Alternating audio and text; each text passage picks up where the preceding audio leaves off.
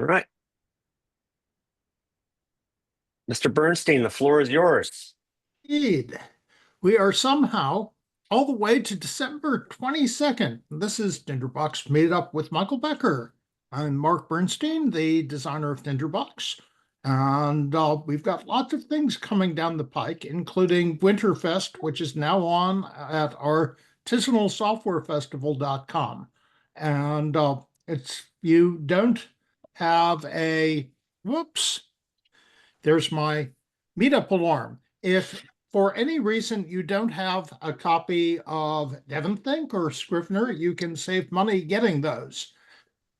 Also, lots of other terrific things, including Michael Becker's course, which is available on discount.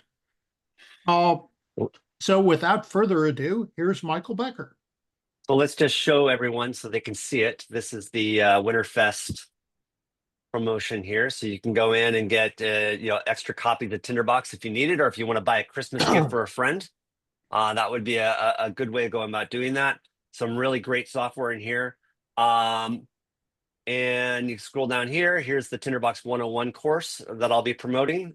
So that's a really great resource for everybody. So if you wouldn't mind too, even if you already have a copy of Tinderbox or some of these softwares, if the community wouldn't mind, please post it in your social media, drop it onto LinkedIn, and let's try to help build and grow the community. I think that would be really fantastic.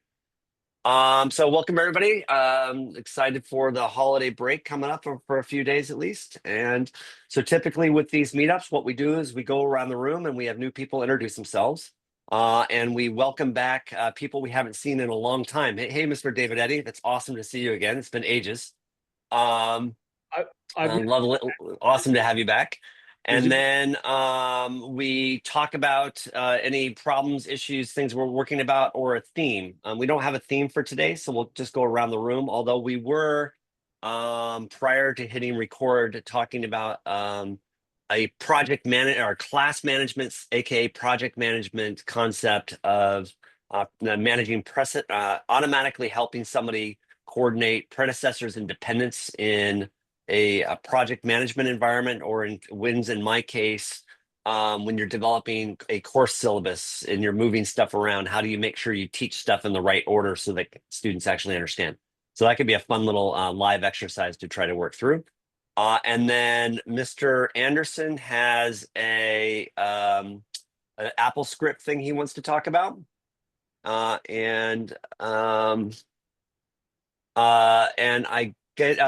David, yes, and David just made it a comment. I've already bought 90% of the artisanal software yet, but David, you've not yet registered for my course, so there's still something new for you to buy there. So, yeah, so that's really exciting.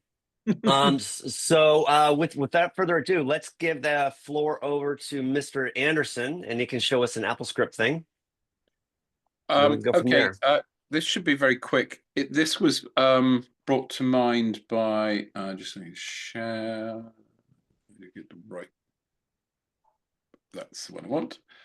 This is brought to mind. There was a recent thread in the forum where people were trying to. It was something to do with creating notes, but one of the things I realized, well, in solving the user's problem, was the one thing that wasn't easy to look up was if you have a note. So let's get the stuff we want sort of front and center. If you have a note, so I've got a container that isn't at root level, and I want to make a child note to it. And you might think you just say make a new note at path, ZY. That would be the logical thing in a natural language program, but that does not work. For some reason, you can't make a path. You can't assign a path value via a string. What you actually have to do is you use this, find a note in it, and then you feed it the path you want. The other thing you can't do is make a new note and give it a name at the same time. So when you make a new note, if I just take that out, put this where we can see it and run the script. Apologies, if you're unfamiliar with the interface, you're looking at the rather wonderful script debugger. It's the sort of thing that no one ought to need, but it's great to know it's there when you have it. I literally use it a couple of times a year, and I still reckon it's worth me keeping it licensed. So I've now made a note, and you'll notice that so the generic note that the AppleScript interface will make is if you ask it to make a new note in Tinderbox, it will have the name new note. And that's not controversial, but that's probably not what we wanted. So if we actually wanted a note, I'll just remove that for a second. If we actually wanted to give it a name, I'm not being very exciting here in the naming, and we run that script, we now have our note X. So in other words, it's slightly counterintuitive. It's using 3 lines of code to do something you would think you would declare in 1.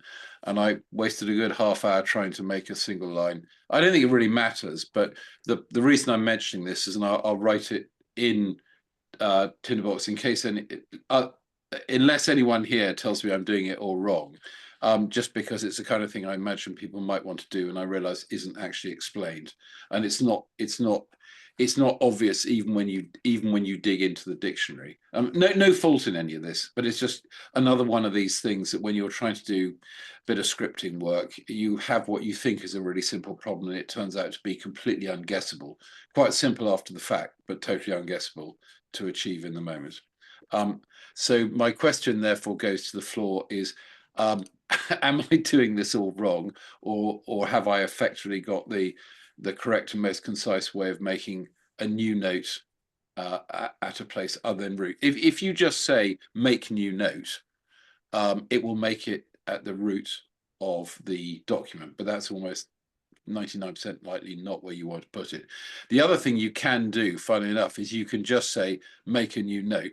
But that's not much use, because if you don't set a variable to capture the result of that, then it's quite difficult to do something with the new note. You then have to go and find the new note, make a new reference to do something. So almost invariably, even though you're just making a new note, you'll actually want to say set name of a variable which you pick and put it to that. So are there any, because I don't want to take more of people's times, but just in case I'm doing it completely wrongly, does that seem a reasonable solution? Mark, I think you should consider pinging Sumner from the community. He's our AppleScript resident expert. I haven't seen him in a while. What I had assumed is that you would want to get a reference to whatever container you're putting things in, probably if only to make sure it existed and it was the container you expected it to be.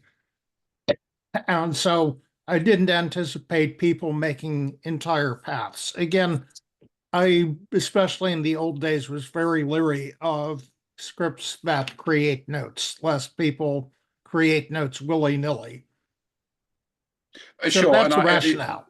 Yeah, and there's absolutely no critique implied in this. I just sort of, it was literally in fixing a script, I thought, well, that's interesting. I ought to know how to do this, and then I realized I couldn't. And then I realized actually that another thing is people were using root level notes, and there's no problem with that. But then times move on, as we know.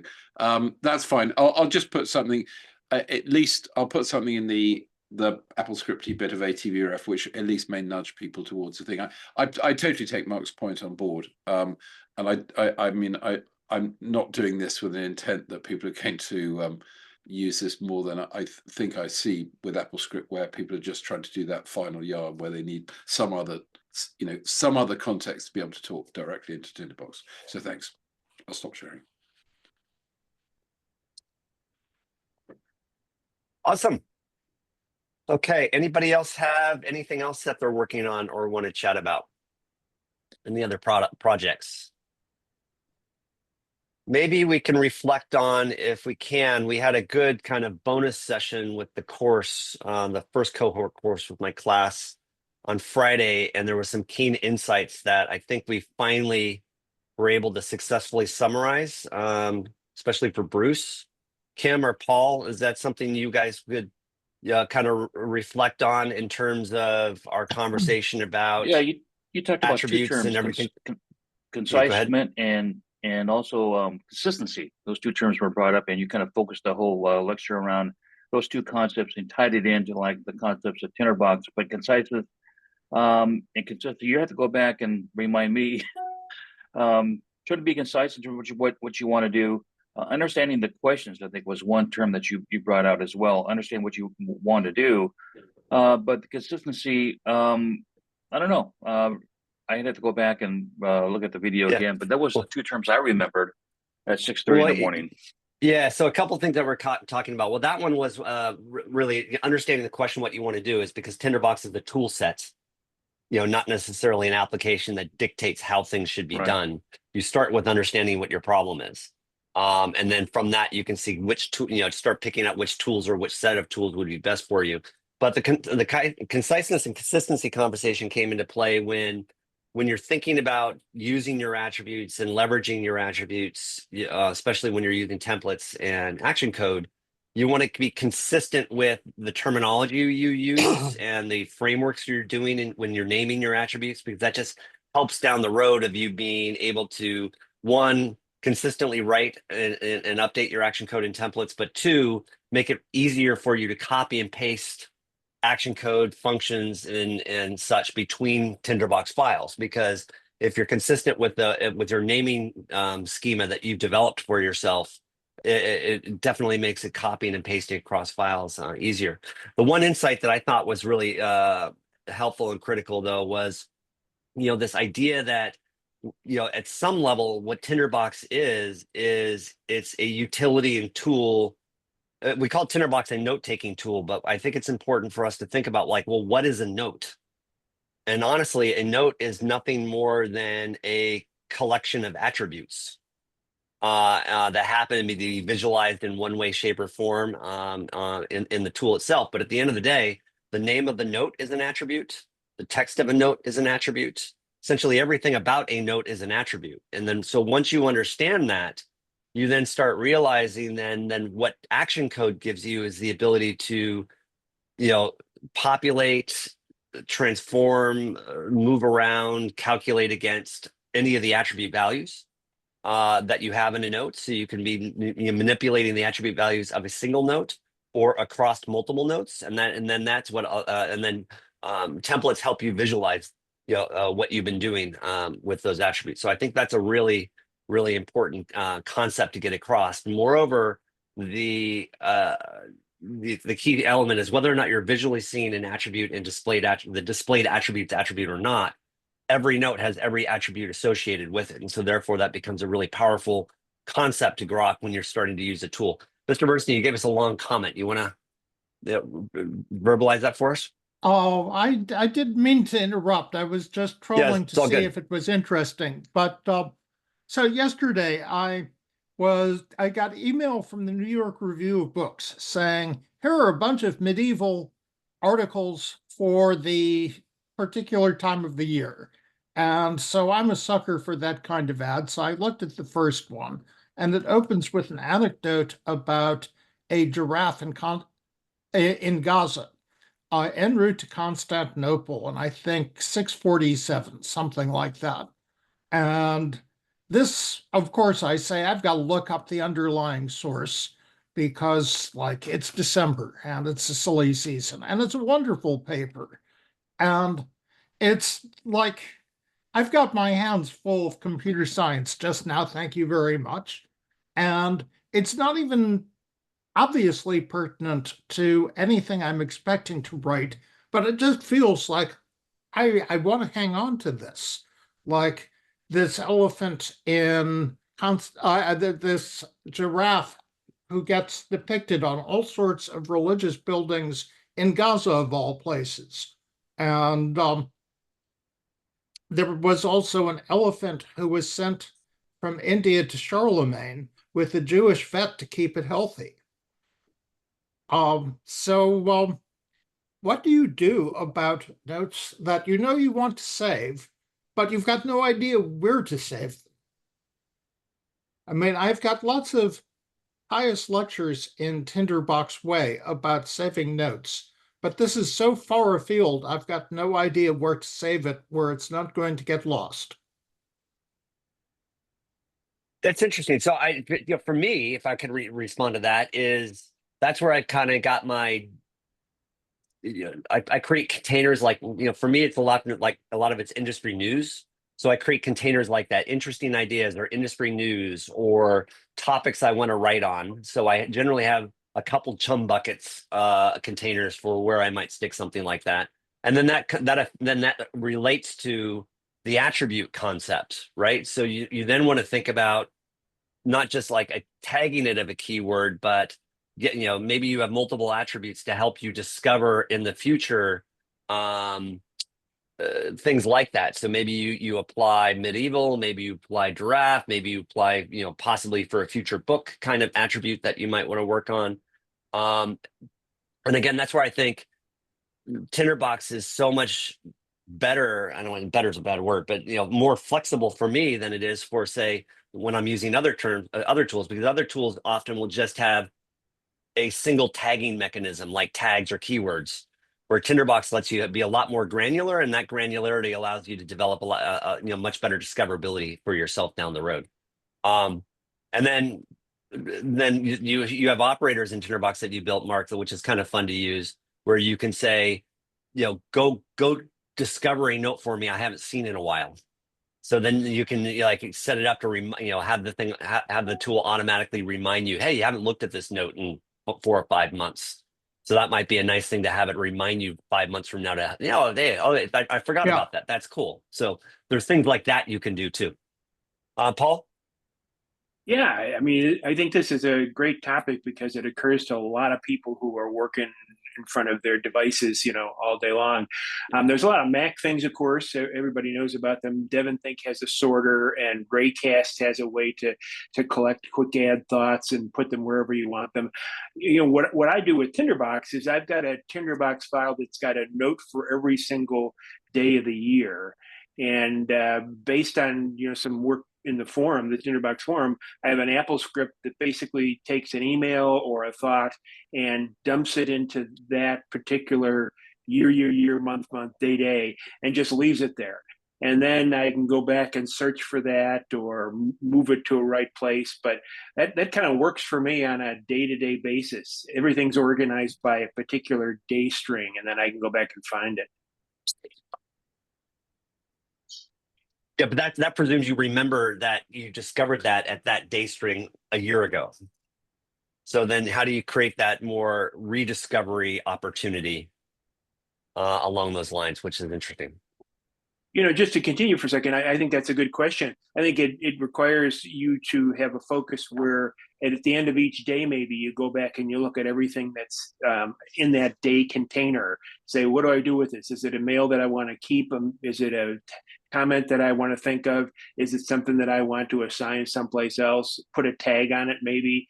I think all of these require you to have a process mode in addition to a capture mode. Mm-hmm. Actually, and what's your saying there, Mark Anderson, on that? If you love it, put a ring on it. What is it? It's that song. It's that song you refer to often. I don't know whose song it is. I'm not very up on popular beat combos, but yes, I was. I think I said if you like it that much, put a link on it, which implies you have an object in your system. I perhaps slightly heretically noted in the comments that I'd probably put something like this in deep storage in DevonThink, which I embarrassingly mainly use as a sort of forget bucket. I just put tons of stuff in there that I go to occasionally because I simply because I don't personally have a primary need to do much more with that. But it's great for holding on to stuff that I won't lose. That'll be there and I can crawl back for it. If I was doing it in Tinderbox, I think I would start a practice, which I don't personally have at the moment, of just basically having a deep storage thing. I think the one thing at this point is that where it goes is in the thing that I don't know why I want it, but I better keep it. Yeah. And I think you call it deep storage. I called it chum bucket. Yeah. It is. Yeah. Same idea. The deep storage part is that the thing that you probably can remember is that in 10 years hence or 5 months hence, you suddenly think, there was something about this. And if I had a sort of that sort of a bucket, as it were, that's probably where I go look first. And Mhm. again, it depends what your search strategy is. I know some people use things like Fox Pro, which allows you to sort of search over specific parts of a document, or you could use Spotlight or something. So partly where you store it links into what your search strategy is, and where your personal storage strategy is in terms of, do you do everything within one app? Do you do it federated across a series of apps? And of course, there is no real right way to it. I mean, obviously within Tinderbox, you've not only got access to all the search tools in Tinderbox, but you can always have the XML underneath if you really think you need to go that far. The question you probably have to ask yourself is the thing that I'm storing self-explanatory to the degree that if I couldn't quite remember what it was, so in this case, you probably might remember the word giraffe, and that's suitably unusual enough that you probably, if you look for all the giraffe stuff, you wouldn't end up with half your system. There are lots of, it tends to be, sadly, that more often you suddenly realize too late in the day that the thing you carefully saved is almost unfindable because it has no unique keyword to find it. So the meta problem is interesting. So what is the practice you do? So this is a nice example, but in a way it's almost too easy an example, because we kind of, giraffes are kind of memorable. Though I'm already now I'm trying to remember, there's an AI problem with giraffes as well. Apparently, after a while, the AI keeps thinking everything it can't recognize as a giraffe. So there's some nice cross piece there already to the thing about Roman era giraffes. Yeah, but again, to that point too, you may think, like in Mark's case, he researches this and he reads it. So it's also your own personal context, on where you might see yourself directionally using something like this down the road. And so maybe that goes into like my future writings or my future research. And that's where, again, I think using multiple attributes is helpful too, than just having one giant single attribute that you call keywords that ends up having 60 gazillion keywords in it. And then you can't do refinement. You mentioned the Foxtrot app, by the way, and I'll drop that link in the chat. That's a really great app because it allows you to search across XML files. So it's really specifically designed to look at XML files and then search within those, and Tinderbox being an XML file. I do a lot of discovery when I really, really can't find things. I have Foxtrot search all the XML files on my computer, and then essentially what it's doing is it's looking inside Tinderbox files for keywords. And that's like your debugger. I don't use it that often, but when I need it, really nice to have. And your other song, it's a Beyonce song, "Single Ladies." If you love it, put a ring on it. So if you love that idea or note, put an attribute value to it, and that's the insight of wisdom that you've given us. All right, and then also obviously we promoted Devon Think, which is powerful. By the way, another really fun tool that people might not, since we're talking about search and discovery, is Huda. Is another really great Mac OS search tool that has a deeper level search capability than Huda. And Huda, amongst other software, is also available in the Set app subscription. So I don't know if many of you use Set app, but Set app's a fantastic app for subscribing to a lot of Mac OS utilities and productivity utilities. Highly, highly recommended. I'll drop the link into the chat for that too. Okay. Anybody else have anything else? Win, go for it. Yes. So I had several thoughts in response to Mark's question. So one is that what I actually do is I stash articles like that in Devon Think and then don't get back to them. But then I'm also not coming back to write the book that might need it yet. So that's fine. As an aside, while we were sitting here, I did a search for giraffe in my pile of stuff, and there are 29 articles that I have saved about that have the word giraffe in them, which is a subject that I had not consciously saved anything about. And so that's already begins to be sort of a lot of noise possible in the system, even for something that would seem like yes, you and could find it. For viewers who haven't watched all the previous meetups, what's your actual field? It's not giraffes. No, this is a collection of things that are about my research on random numbers, about computer security, about computing in general, and then other things that I want to save and read someday that are in PDF form, or I can, or when I want to save the text from the web, and I PDF them in DevonThink.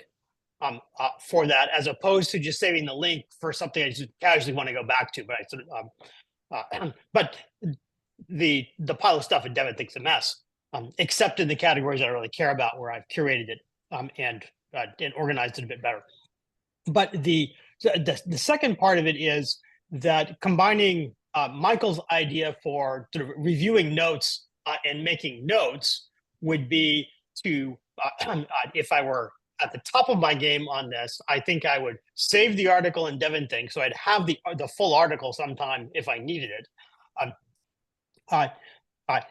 and make a note in some system, Tinderbox or another note system, about with a one line about why I thought this was interesting and maybe the kind of thing I would want to use it for, and then put that into a category I would probably call unclassifiable, because I don't know what I really want to do with it, but it's got a category that sort of says that, and then have a occasional sort of randomized review of the stuff in unclassifiable just to remind me about them. Sort of like checking flashcards. It's like, for it.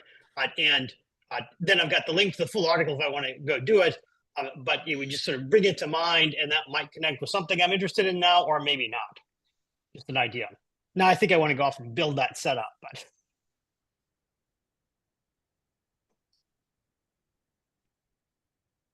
With that, when we will resolve all those issues in a few weeks in the future when we're inside. And just to comment that it just flashes back when we were cleaning out the house I grew up in 1969, and in one day we took out 10,000 pounds of newspapers. 10,000 pounds. They were all nicely stacked in part of a garage, and I held in my hands a Virgin Wall Street Journal from the day I was born. And I still, thank you, Mark, I still keep. I threw it. I tossed it. Mentally, I think it would be nice to have that, but there's just too much noise. All right. So do we have any other projects that people are working on, topics they're discussing? Okay. If not, Wynn, do we want to go back to, and if we want to have a working session, we've got about an hour, and we can play around with a Tinderbox file and action code and think about how do we handle I'm creating a class course syllabus. I've got, say, 5 weeks of teaching I need to do. And I want to make sure that I have these topics that need to be, this topic needs to be go before that topic. And we can think about how to have Tinderbox flag you if a topic in the outline gets ahead of one that shouldn't be there. Is that something we want to try to tackle? Sounds fine to me. Okay. All right. So I sort of sketched an outline of what I think that might entail. And for trying to do it in real time, I'm guessing you would be much more facile in showing us how to do it from what I described than me trying to follow your directions on, then you go do this. Yeah, so let's just do that too together. slow and boring. I'll share my screen and I'll drive. But let's go with that. So essentially you've got a course, right? Right. And let's put in an outline view, and that course has weeks. And so we'll say. So can I do it in the terminology that I was using here, just to yes, so I please. can follow along some notes I made? Okay. So please. There's a set of lectures, which would be Okay. sort of class meetings. And let's assume we've got under that lecture 1, lecture 2, lecture 3. Okay. The way I would organize this under the course would be to have a container for the lectures so that I could have other containers like topics that are sort of distinct from that. Okay. So under a lecture, that would be topics. No, there would be a container under course for the lectures. Got it. Okay. That's okay. I was thinking of going Right. down. Okay, great. Topics. And then another container under the course for topics. So let's call them topic A, B, and C. Okay.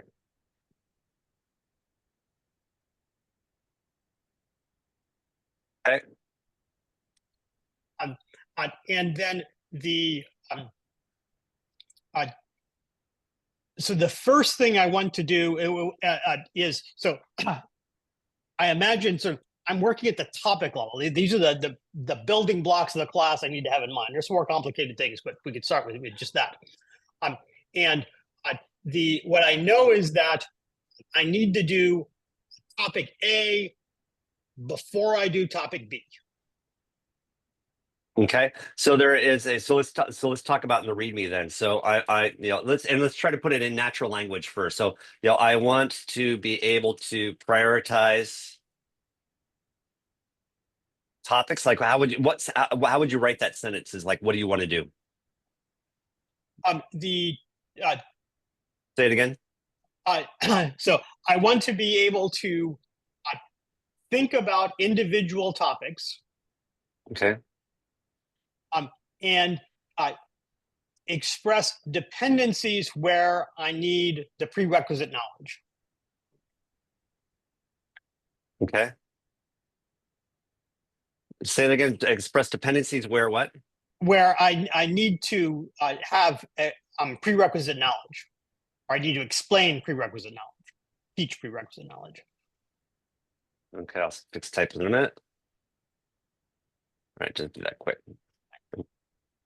Okay. So as an example, before I talk about operating system security mechanisms, I have to do some background. So let's say before I talk about topic A. Okay. Right. I need to explain topic A. It's background that you need to know. Right. So in other words, there's a topic A is a predecessor to topic B. Right.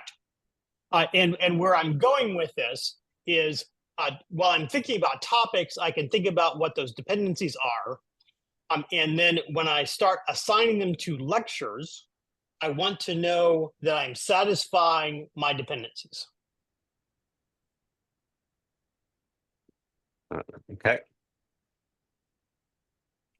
And that will let me, just in the bigger picture, sort of solve the problem that there are 27 things I have to explain in lecture 1.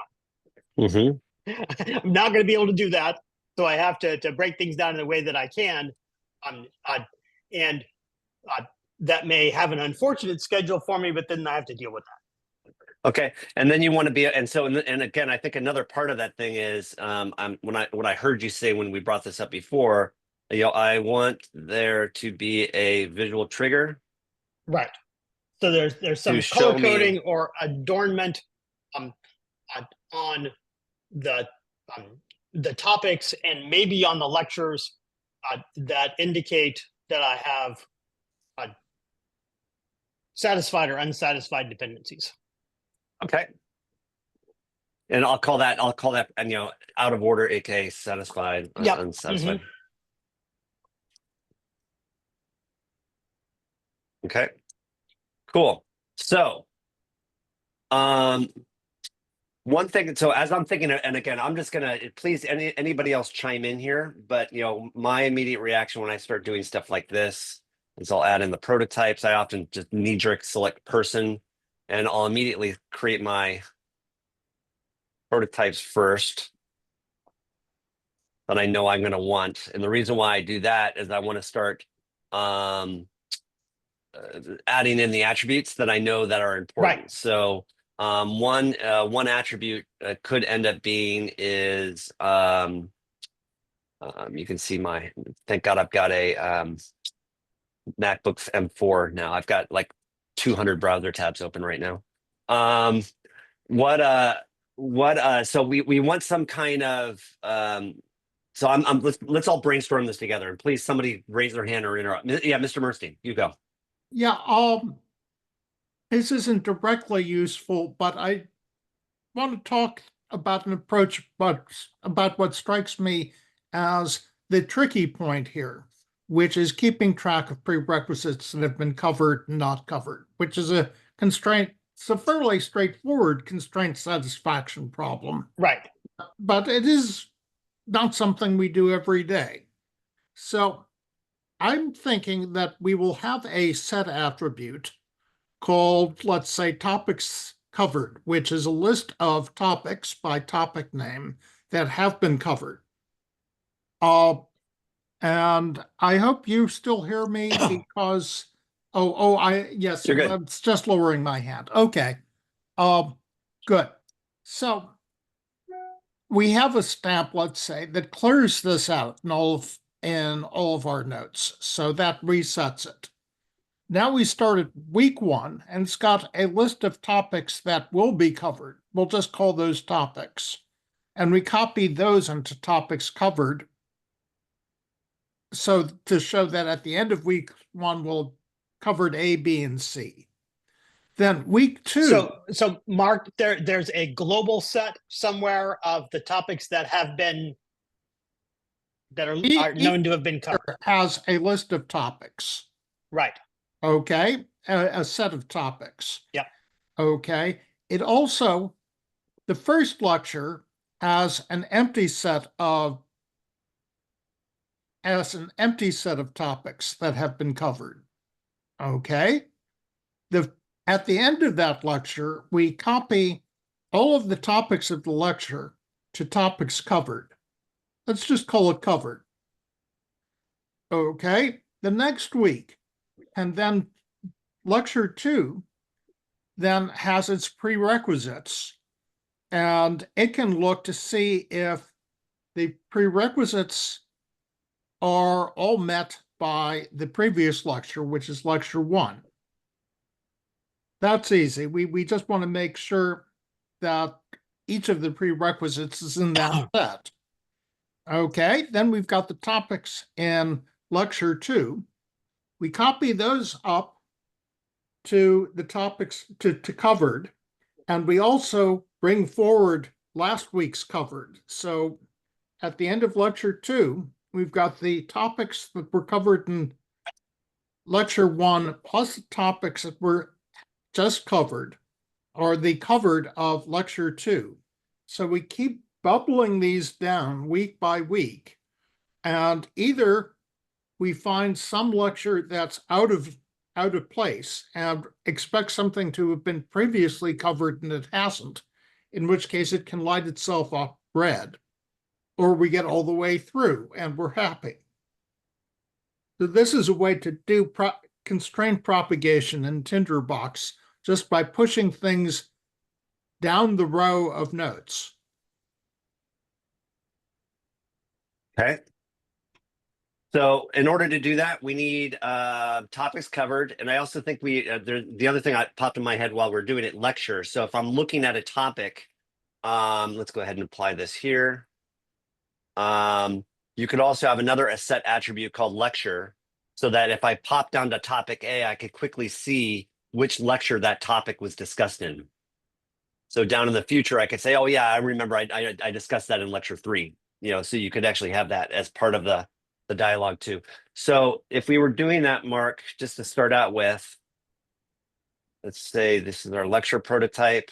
And so let's say I'm going to say we're going to cover topic, and let's do it wrong now. We're going to cover topic B in lecture 1.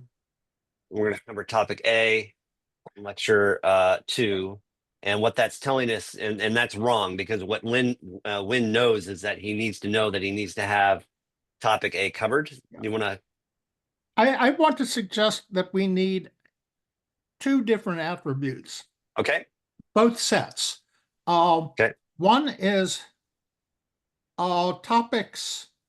One is just called topics, and it's the topics that we're going to discuss in this lecture. And the other is topics covered, which is Got it. topics that have been, all the topics that have been covered up till today. Got it. Got it. All right. So we'll go. And while we're at it, Mark, I just want to check with the way you're describing it. I would like it to be the case that if I say dragged lecture 3 before lecture 2, that all of that would be recalculated. Yes, we may want to do this with a stamp that resets everything when we do Okay. that. Because we could probably detect it, but it's probably easier to reset and recalculate. Okay. And Okay, also that's odd enough that's fine. But and when another couple of affordances that are coming to my mind here too is I could see at some point, because I'm all about the output. So some of the other things that you might want to think about when you're scoping this out and doing it in this way is I could also see at some point you wanting to be able to publish this as part of your syllabus. And I know you don't do a lot of publishing, but for some of the or exporting out of Tinderbox. But one of the things that could be useful is you could have and we'll get to it in a minute, but let's say you had an agent. And what we can do this later, but no, let's put it here. I could see you in the future under your lecture. Let me just do this. Yeah, so under your lecture, you could have an agent running, and this agent would be topics covered, right? So that way too, when you're actually exporting this out, this agent could be looking at the values that are in the topics cover or in the topics attribute. And then that could actually become part of your export. But let's I'll park that for later because I don't want us to confuse this, but that would be something we'll want to play with right, later. and I'm happy to take the ideas for sort of expanding things. I was trying to simplify Right. it to Yeah, sort of but a let's just small do enough that now. thing So that's why I focus on stopped. right So now. so Yeah. future, spike. So we could capture the ideas here. Use agents. Okay, so we'll come back to that later. All right, so we've got Michael. While you're just adding things to the set, the other thing you just put there is a mark about adding in learning goals later, which will be very similar in a lot of ways to what we're doing, but they're just another set of sort of constraints and dependencies on that. well, the other thing I would add I would also add this, right? So I could also see you wanting to index in here, not only your learning objectives or learning goals, I'll use your words. Sure, right, but also the certainly learning assets. So Yes, what absolutely. what assets are we going Right. to use to achieve each goal? So let's put that in the spike too. But again, didn't want to complicate this first part of it. Yeah.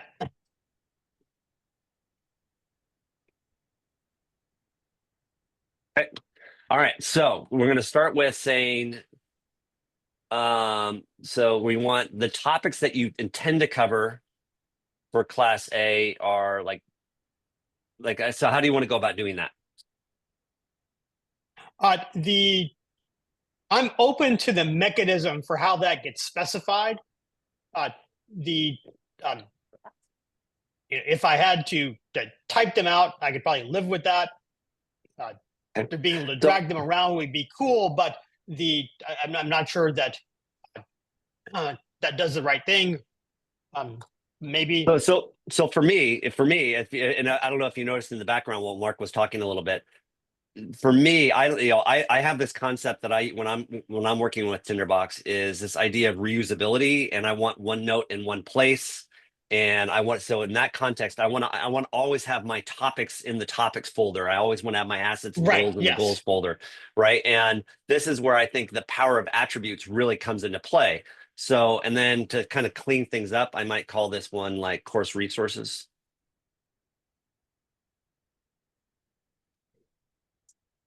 Right, so we can just move these out here. So later when you can collapse these and that will make it easier. So we kind of know where the resources for the course are, the topics, the goals, the assets that we're going to be using. Now, if you were going to drag, you could do that. You could say, hey, I want to drag topic A into there.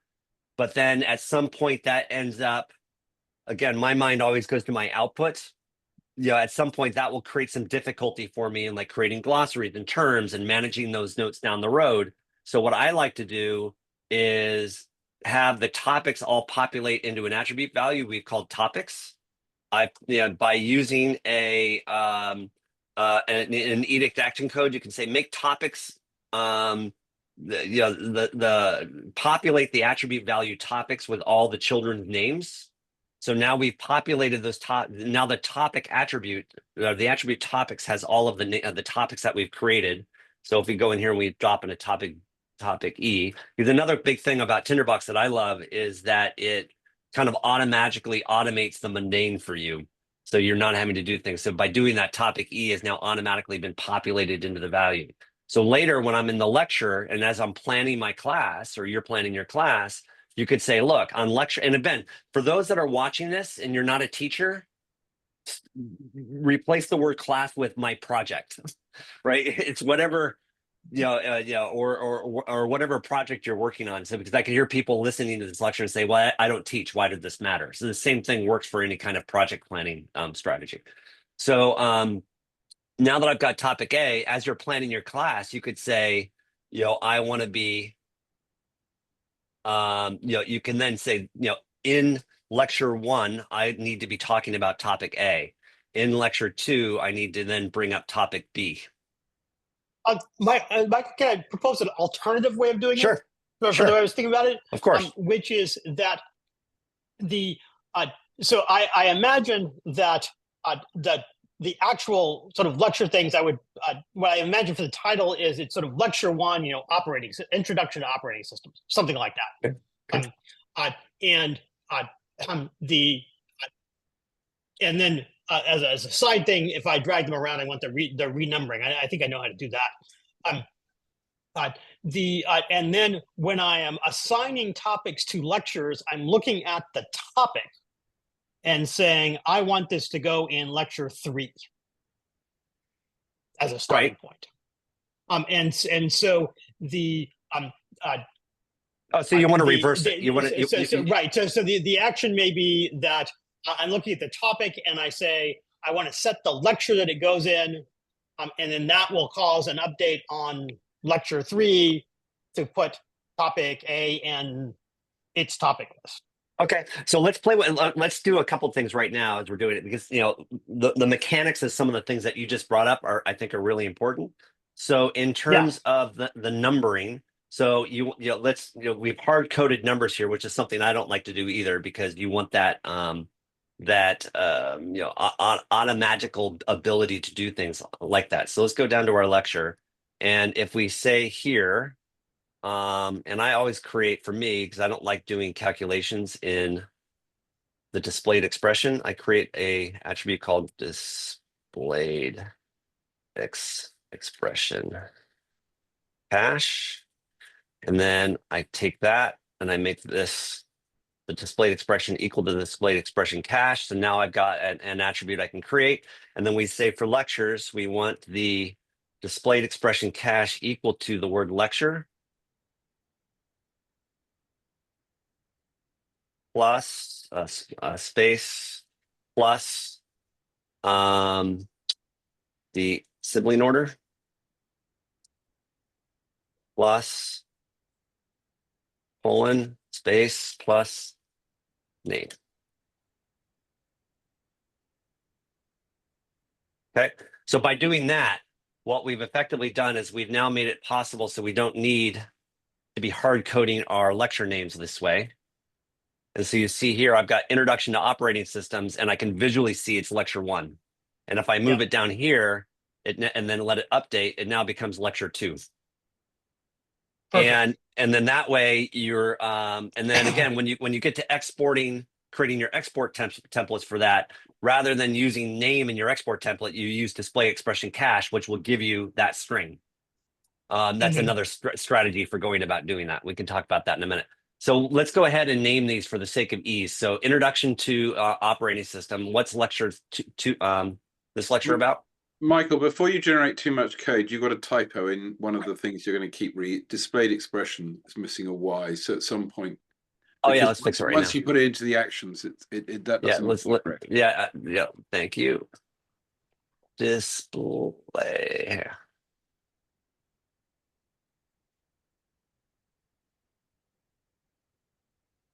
Okay. Just fix that now. Thanks for that.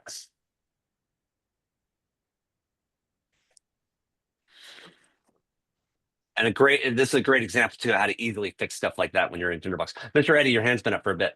Are you going, you've mentioned it in passing, as you go along, are you building a glossary of this effort?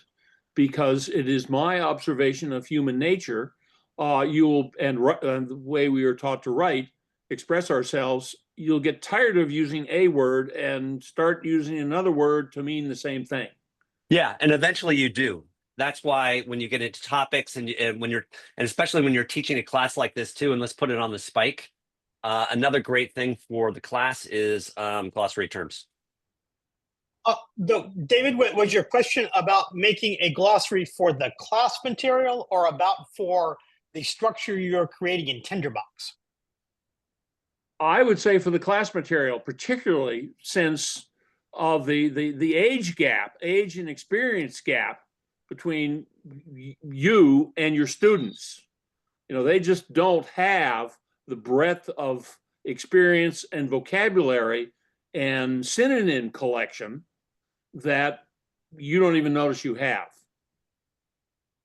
Right. And yes, right. So that is a good point on terms for a glossary. What I was wondering about is the keeping track of the vocabulary of additional attributes and edicts and so on that you've made in Tinderbox, so you know what it does when it's not working.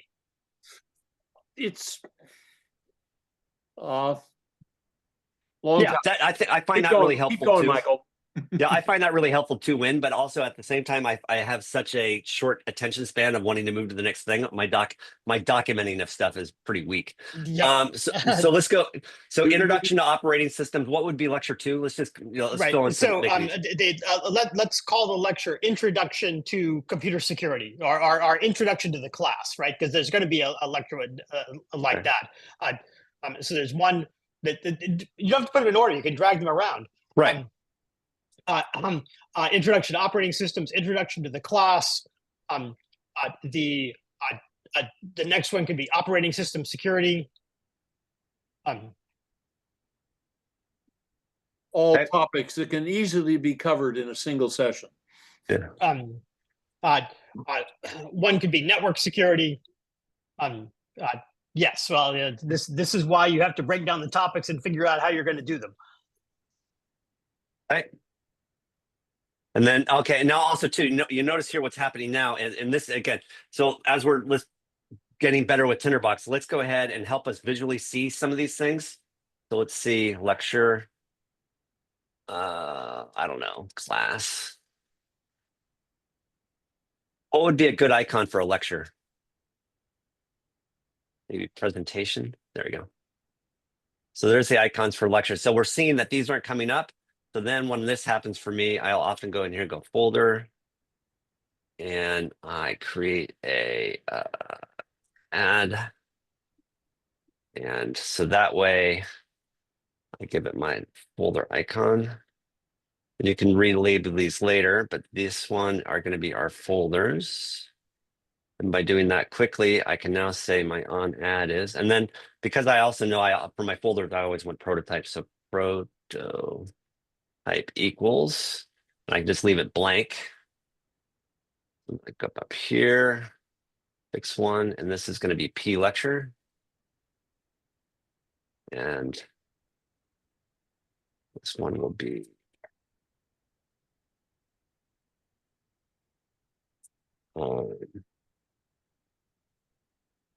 OnAdd, just so we get it. So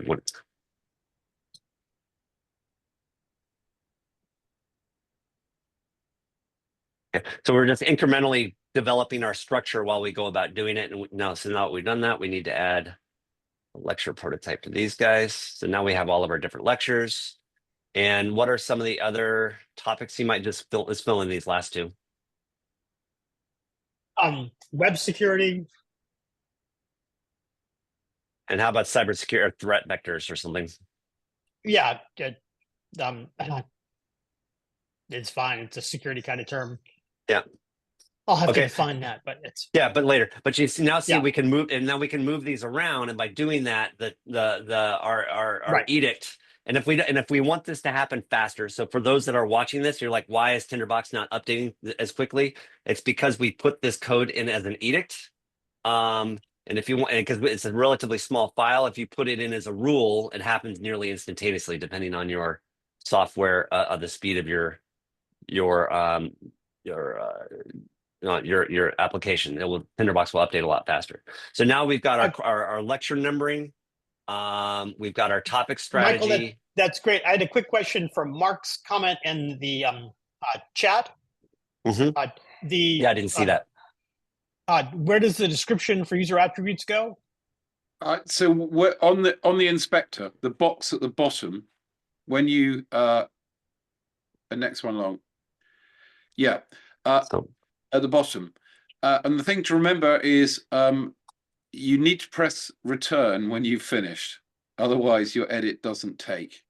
But it's really useful. Even if you're in a hurry and you just put something down, it'll just help you guide you back to where you were several months ago when you know.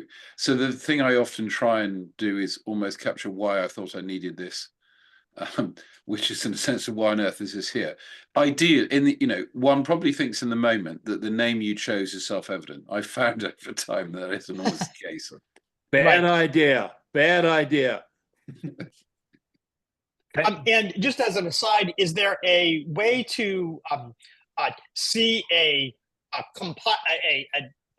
collected version of the user-defined attributes and those descriptions so you can look at them? Yeah, there's attribute action code that you can pull all of that, and you can actually populate that description with action code too. So there's a whole bunch of details around managing that. Okay, so we've got our lectures, we've got our topics. We just give just what would be a good topic? No, what would be a good icon for topic? Can you guys give me a word? Maybe idea. An idea like it would be fine, or a light bulb. There you go. Yeah. Okay, so those are our topics. Okay, so now you want to say, actually, what I heard you say now is we want to switch the strategy that I initially proposed, and we want to say, we want to populate lectures. So let's do this. We'll say lecture equals select. And by the way, too, this is name. This is a really nice reason too why you want to reduce having structure in the note names, because if you move these around, if you were to have like lecture 1, lecture 2, then when you're populating the attribute lecture, you get that structure of lecture 1, lecture 2 in the attribute names, which is something you don't want. So now that we've done that, if we go here, you can then say here, I want this. I want this topic A to be in the Introduction to Operating Systems lecture. I want topic B to be in, I don't know what, network security, right? Yeah, sure. Yep. Right. So that would be a way to help you kind of do that. You could have two. You might want two. You might want one is the lectures you plan it to be in, and the other one is the counterpart, which is the one you actually put it in. It turns out to probably be a different one. Good call. That's how life works out. Yeah. So at the end of triaging the class too, you could come and say, "Oh, well, darn it, I didn't get those covered." Well, if the lecturers know their topics, they can self-report that. I mean, this is. Lest we dive down a rabbit hole, but all these things are there. This is the kind of thing that automation can help you with later on. Oh, I was thinking it a different way in that. So what I think you just said was highlight, did I miss any lectures for the class when planning? The other one was at the end of the class, you're like, I actually didn't teach that tonight. And so I got to remember to do it next week. Yeah, it's exactly. It loops around. So there's what you planned and there's what you achieved, and then you can do a delta and you can look for anything missing. Okay. All right. So let's go back to handling that then. So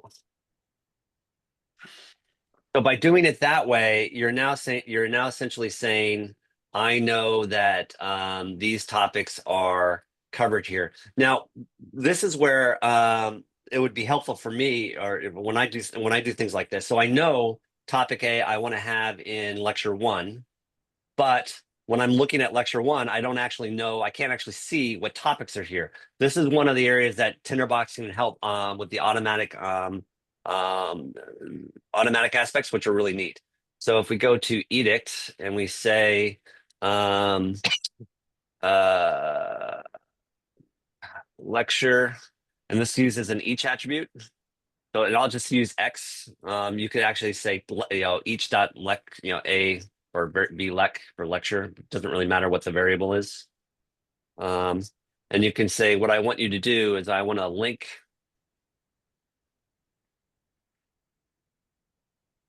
linked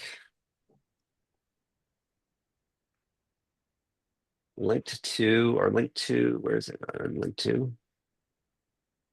And then V lecture. And then you want to give it a name of the linking you want to do. I want to link to lecture, or just call it topic. Okay, so by doing this action code, I'm saying on the topic, I want you to link to the lecture that this topic's associated with. So when I do that, and for fun, let's go ahead and just so we can see that here, we'll say I wanted to be doing threat vectors too in, actually, no, I want to be doing this one in introduction as well, right? Oh, you know what? I did that wrong because this should be in the prototype. Yep. And then because I've broken the inheritance of this prototype, I'll quickly go here and I'll go to rule. And I'll say, I want you to, I did in the edict, didn't I? Yeah. Because I modified the edict of that note locally, I want to go back and re-inherit it to the main topic. So now that's fixed. So now you can, when I go here, if I hit Command 7, I can actually see, oh, and I did it to introduction to operating system, not introduction, but I can actually see what lectures now are linked to this course. Now, having the link, having the link pane open is nice, but not always great. And so then the other thing that Mark gives us when we do this is you could say, when I'm on a lecture, where's lecture? Oh, here, I'll show you something else in just a second. When I'm on a lecture, I'd want to say,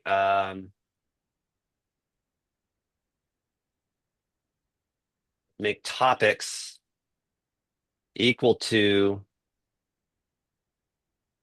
inbound, what is it again?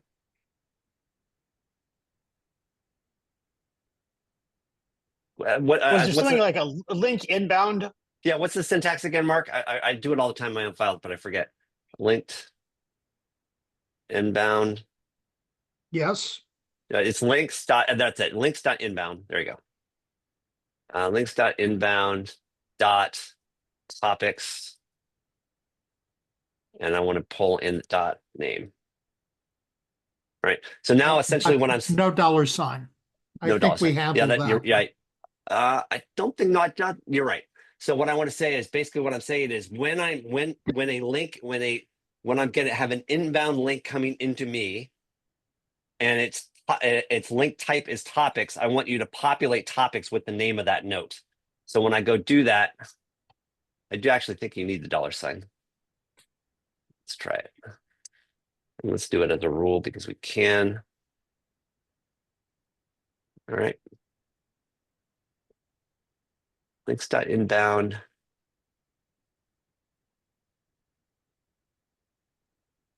Oh, it's topic, not topics.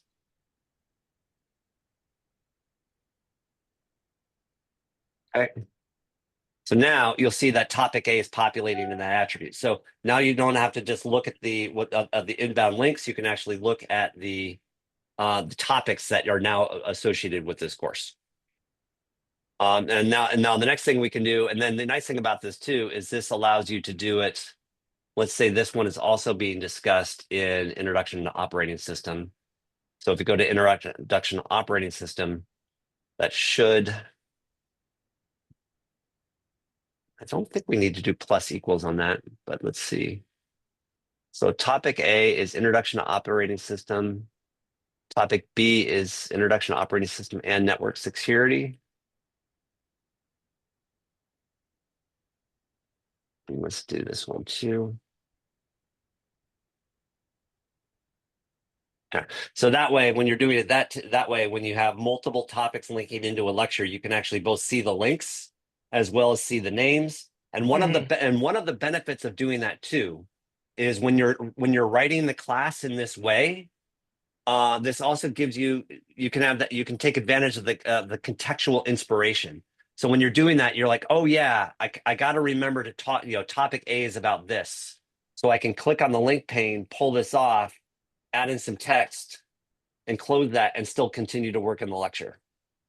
So that allows you to actually be able to, and then if I go back to that note, you can actually see that I modified topic A from that perspective. Likewise, if I'm in lecture, I can do the same thing from the topics, say something about the lecture, and then go back, and you'll see here I've modified operating system. So this methodology allows you to kind of, wherever you're in at that moment, if you get an inspirational thought about the related thing, you can quickly make that modification.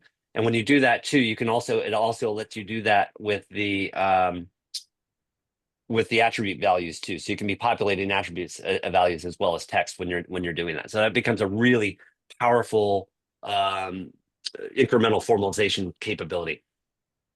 But we've yet to solve the core problem you have now, which let's get to now that we've got the setup of like the topic order and the coloring of the note when they're out of order. Right. Okay, Mr. Anderson. Just very quickly, and I think we may have sort of covered it, but if you like the metaphor of sort of drag and drop, what you can do is you can link, if you want topic A to be used by lecture 1, you can drag a link, and using what's just been covered and the fact you've got link actions, you can then use the link to set the attributes, because it's really the attributes you want that are going to make most of the things you want possible. But if you just feel more comfortable with a drag drop rather than typing the name of the topic into the lecture for sake of argument, you can do that. And don't worry about the links. You'll see the little link markers in the outline, but if you're using a map, you can always choose by link type to just make that link not visible. So if you had a map and you had lots of things that were merely just saying, use this topic, you could hide that class of that link type, and you just wouldn't see it. Still functions as a link in every other way, but you don't have to worry that by using a link you've somehow created some structural thing that's then going to sort of blight some of the other displays you want to use. Yeah, and again, so what he's referring to here is when you have a link type, and so let's say because we've got a different strategy here. Let's go ahead here and say Scratchpad.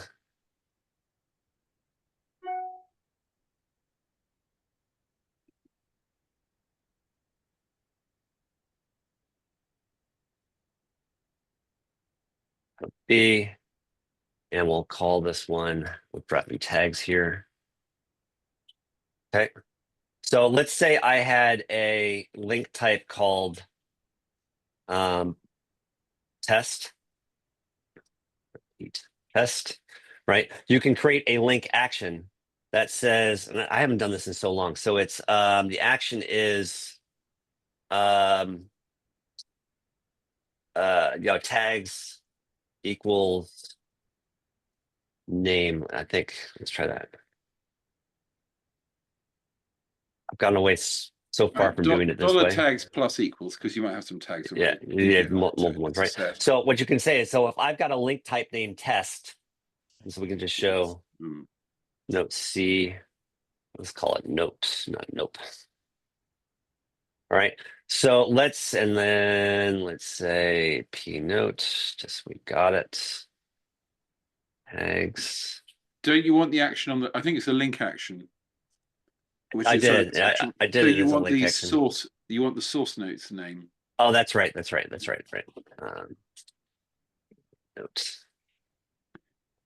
All right, and so we'll just make these, whoops.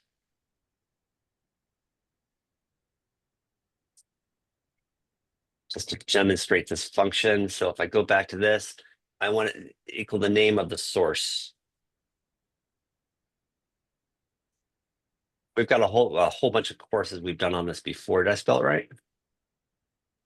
Yeah. No. Source. There we go. Okay.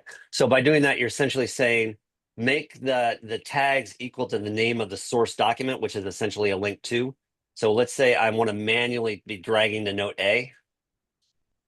And let me open this up so you can all see it. I can say I want to apply the test link type. Okay, so if I now go to note A, I didn't do it, sorry.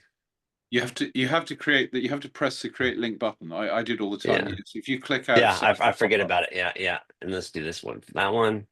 Oh yeah, and just so people can see it. I'm creating testing the link button. I do it all through action code now. So if I go here, and that didn't seem to, what did we do wrong with the link type? Tags plus equal name source. So what is the tag? You should now have the what link type did you apply to? If you Oh, look here, at no. Okay, I did it the other way around. No, it shouldn't have been source. It should have been destination. So the key thing to remember here is when you're doing this strategy of linking is directionality of your linking really matters. So if I'm dragging from here to here, that's source. If I'm dragging from here to, and if I drag from here to here and I say source, the source is A. No, C. The source is C. You're starting at C. The direction of the link is from C to A. Yeah. So my And if you use- destination is A. So that's So the case I was really thinking about is going back, and earlier someone said, well, what I heard sort of being said is what I'd like to do is sort of, effectively drag topic A onto lecture 1. So what I'm envisaging is that using this metaphor, you might drag a link from topic A onto lecture 1 using a particular link type, which would set the value that otherwise you'd have to type in a box. It's correct. It's an affordance. Which is again, if that is the way that you like to do things, that's probably saved you a bit of sort of friction against the system, and it takes care of itself. Right. Which I believe is what we just did. Right. So yeah, so so you can use that source link destination element. You can. The reason why I chosen not to do that is when I'm working in files with thousands of notes and these topics and these resource files are below the fold of the screen, I don't like scrolling back up and down. So I find manually dragging links really annoying now because I've got so many notes in my files and the notes are all over the place. That's why I've defaulted to this methodology of linking. Parking spaces. Parking spaces. And parking spaces works too. Yeah, I mean, again, it's one of those things you just need to get your muscle memory into it. Once you've done it, certainly once you get going, if you've got a long bout of work, once it works, and it normally, I find I need to go and remind myself what gets parked where, but it does work. And it's remarkably useful because I use long outlines a lot as well. And I absolutely recognize the thing that Michael's saying. So it's not a correction to what he's saying. I mean, it's just another way. No, it's just different. So you can also do here. I could also go and type in topic, and then that would allow me to do linking this way. Yep. Right. And then if you've used the link type source destination method that we've just shown you, that's a way for you to link and populate attribute values without having to use the action code that I had started with. So those are different linking strategies there as well. So there's a lot of really cool stuff that we've just covered that could have gotten confusing, but we can certainly revisit it. Got about 15 minutes left. Let's talk, and we can go along if we want. Let's talk about Wynn's primary issue now and I keep wanting to start with introduction to class. So let me add some topics in here. So let's solve Wynn's problem. So on introduction to class, he's put topic B here, and really that needs to be topic A. And how do we visualize that so that, how do we create that predecessor point that A needs to come before B? So Michael, Yep. when you clicked on lecture 2, topics covered had not been filled in with the topics covered from lecture 1. Yeah, we haven't done that yet. So we can do that Okay. now. So we can, hi, baby. Hi. All right.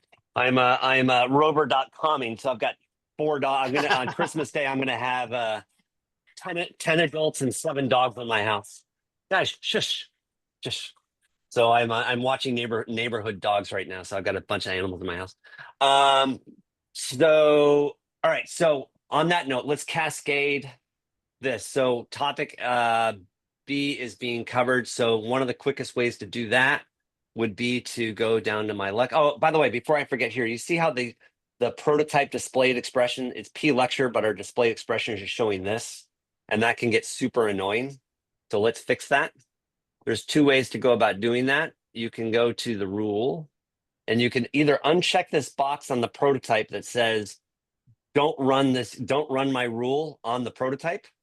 That's one way to go about doing it. And it's just to be super double secret, extra safe. You can also do things like this that says, if is prototype equals false, then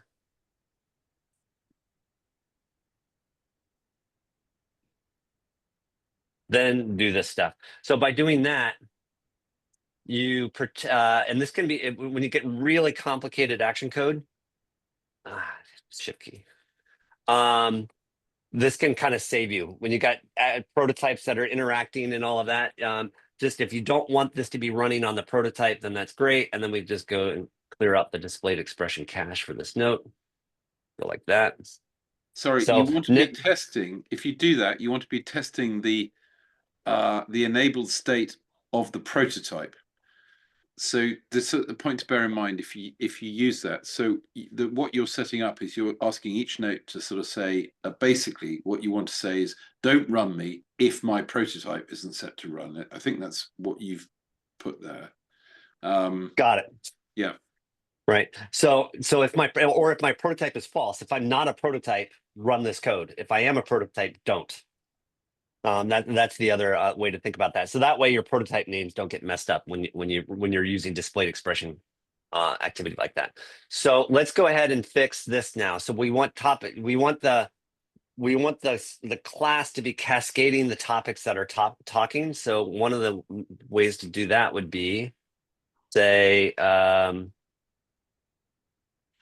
2, 3, and we'll say topics covered equals topics. And there's a thing, and so and we've already started to kind of allude to it, but there's a thing called designators in Tinderbox, and the designator lets you designate the contextual relationship of what you're trying to do in the context of this note. So I'm on a particular note. I want to say, grab me the plus equals. So what I'm saying is populate the topics covered of this particular note with the topics from the previous sibling. And so that should, if I'm not mistaken, cascade our topics covered. So if I'm in class 1, I have no previous sibling, and I have no, and this guy's rule. If you notice here, this guy's rule got broken inheritance. So we go to the rule and we re-inherit it.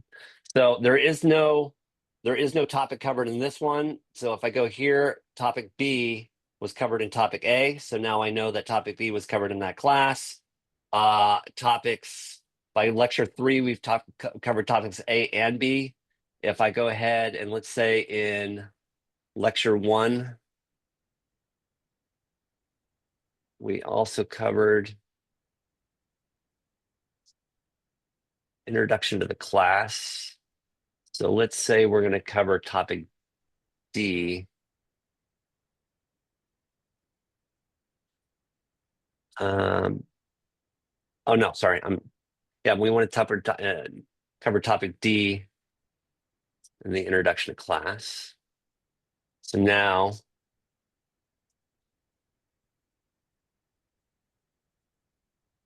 did I break something?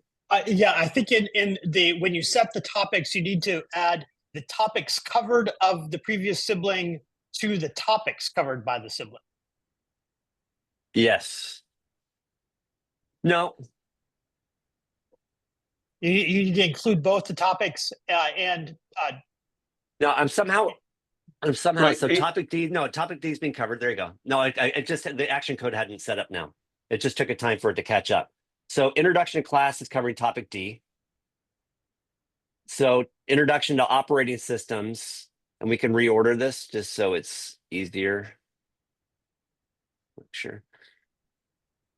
So and topics covered is, and so this is where even now we're getting, topics covered in the class, not in the lecture.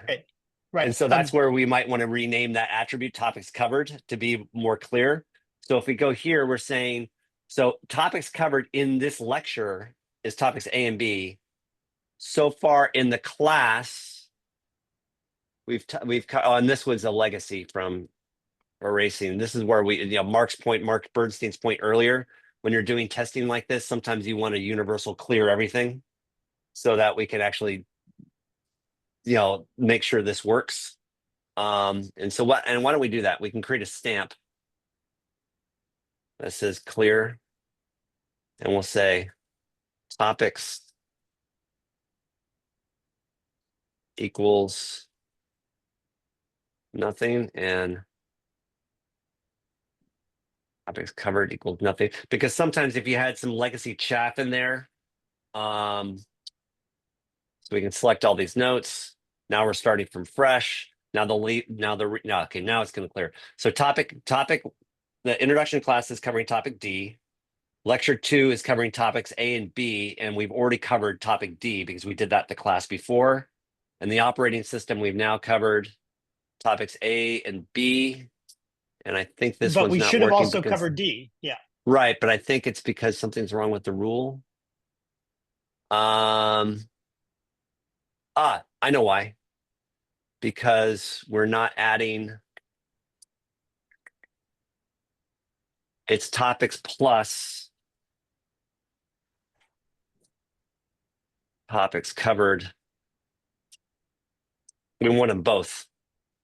We want the. Yes, right. There you go. There you go. And I got an extra $sign in there.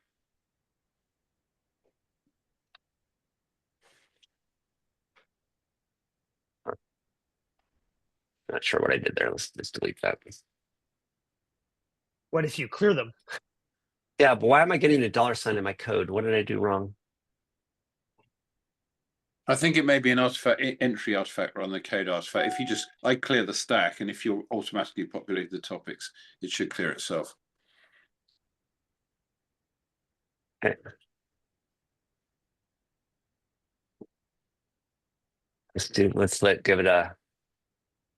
Give it time to update everything. Is this a rule, or is this a rule or an edict that's doing this? It's a rule. Okay, so that should come through pretty quickly, unless you. Unless I screwed something up. Oh, somehow I deleted the rule of the topic. How did I do that? Was it an edict?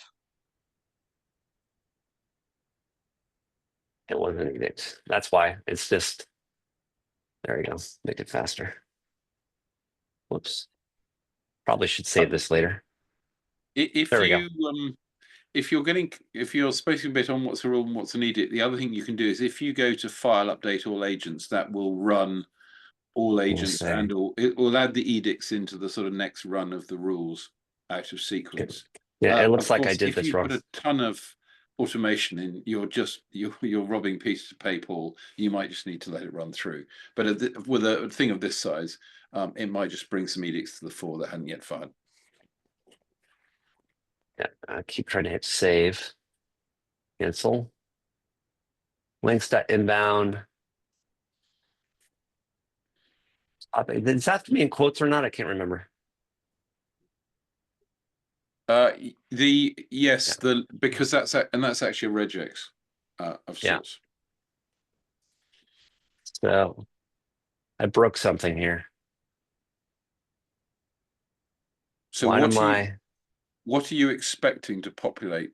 So what- I've got topic A is an operating system and network system. Okay, and there's a rule or an edict that's working And on there's that. a rule on the topics. I think Right, well, I think I you need to screwed up reset the rule. Yeah, I think I reset the rules. There we go.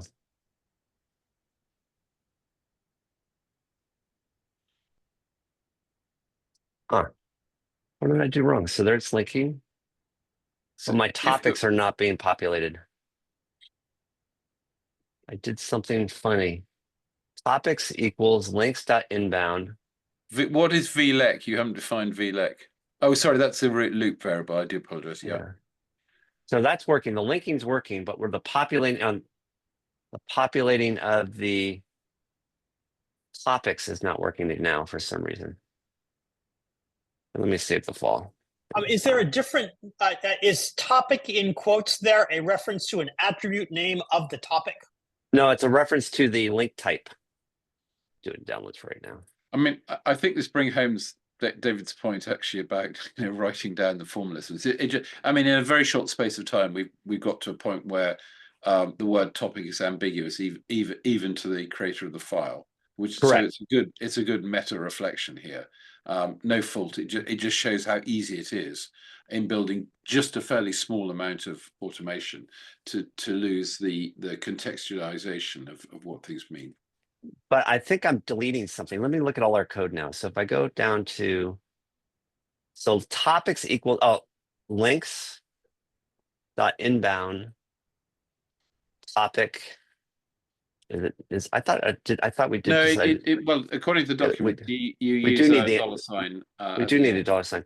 So why? Well, I don't know if it's needed, but it's certainly expected. If it doesn't have one, it should, or Tinderbox should auto resolve it to a name. Just looking at the topics, I Yeah. observe that the topics have outbound links, but no inbound links. Well, the topic. Oh yeah. So I did it wrong. So topics are outbound links. So here we go. So So I was trying to do the wrong one. So lecture should be topics.links.inbound topic name. So the lecture should be be getting populated with the inbound. Is that happening because we have the is no prototype happening? Maybe let's remove this for now because I think we broke it here. And don't forget, early on, you can always use code comments. If you're at the point where you haven't sort of begun to lock down your structure, you're still experimenting. For instance, you may find that turning the logic the other way around, making the links go the other way, is something you arrive at. You can always put some code comments. Action code does allow, so like JavaScript double slash comments in. Again, until it's fixed in mind and the structure, it can be useful to remind yourself just what you thought you were doing 5 minutes ago. All right. No, okay, now we got it. Yes. Now we got it. Okay, it's back to working. All right. All right, I'll fix that later when we're done. Okay, so now we've got our propagating of the topics we've covered in the class. We've got the topics we plan to cover in the class. So we've covered these topics in this class. In the previous one, we did D. We've now done A, B, C, D, and that one, and then likewise. And if we add another one, let's say we do E in this one. Lecture operating system. Okay, so then we go down here. So now we're covering all of our topics. So that's one way to go about doing it. Now what we want to do though is, and we're a little over time, but listen, if you guys don't mind, anyone that wants to leave, they can leave. But if we want to spend another 20 minutes or so, let's see if we can do the next piece, which is the predecessor concept. So we want to make sure that A becomes before B, so there's a priority. So, so how do we? What are our thoughts on that? We want to have a prioritization, or we want to have some. I think we need to have a predecessor and dependent. So the same methodology that we were talking about before. How do you spell predecessor? Let me do it in here. All right. That's it. Yep. And dependent. Okay. Again, as you all know, I'm dyslexic typist. So let's go ahead and we say we want to have a predecessor. And oops, great. Now that'll be a set too. And we want to have a dependent. So we've got a dependent, and that will be a set. So for the sake of fun, what we're saying is topic A needs to come before B. And so if we, and this is where I think the link type dragging approach that Mr. Anderson introduced us to could be really helpful. But let's talk about that in just a minute. So link type here. So the B is dependent on A.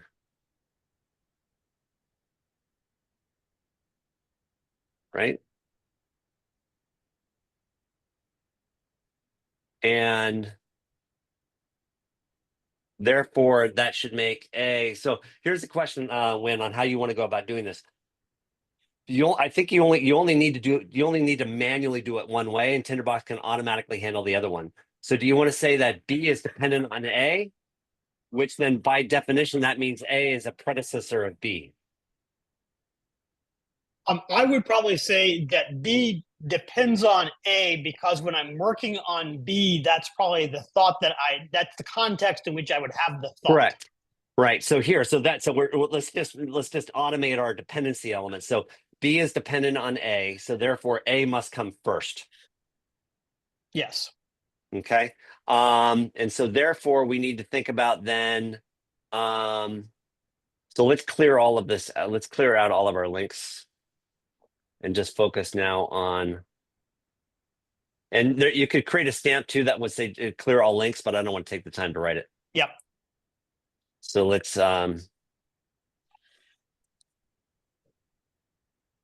that. Why do these keep oh, it's just there. Let's clear all these.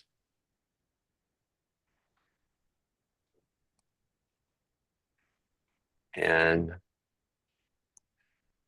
I think we also need to clear lecture, and what we need to do is the problem. And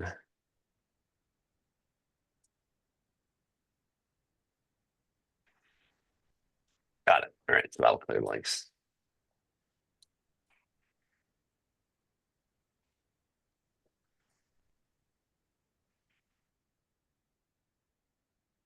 So once you get the automation going now, I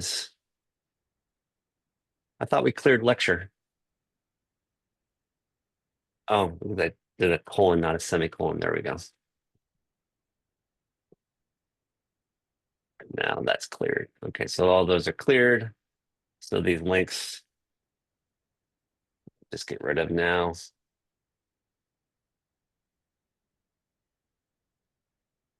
Okay, so now we have nothing populated. We can clear our topics covered too. All right, so now we've got everything clean. So now what we want to say is, if you were doing the class and you accidentally said, oops, all right. You were doing your class and you actually said lecture B is going to go to introduction to class. And then you're going to do lecture A. And all right, we just start with that. So, and then we'll do lecture A in operating systems. Oops.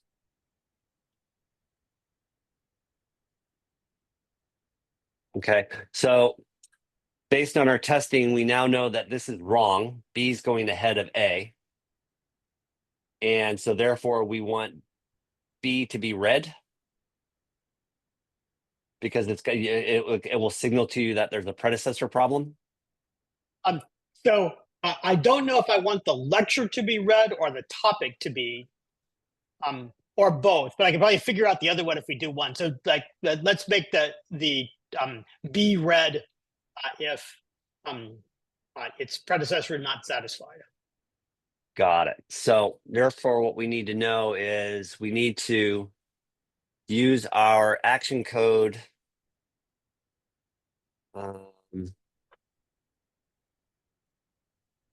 Let's use our link type method, our link typing that we did with Mark.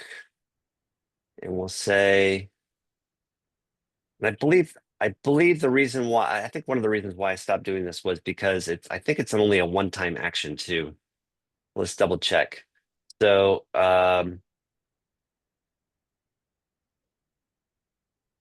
if I do this, the predecessor is going to be,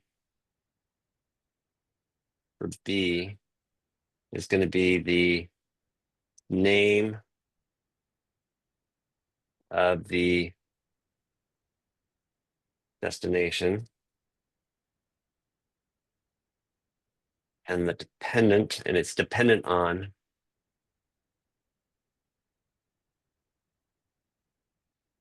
name of the source.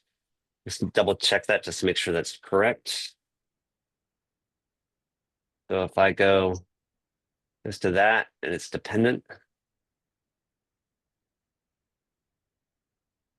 So, okay, yeah. So that worked out properly. So what that did is that made topic A the predecessor. We're on topic B.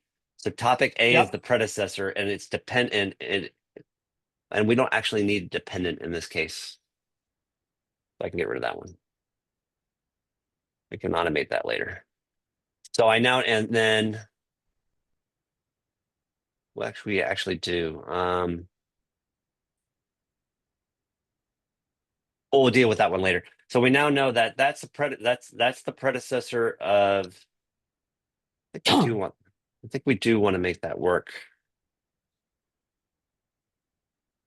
Well, what's the condition for coloring it red?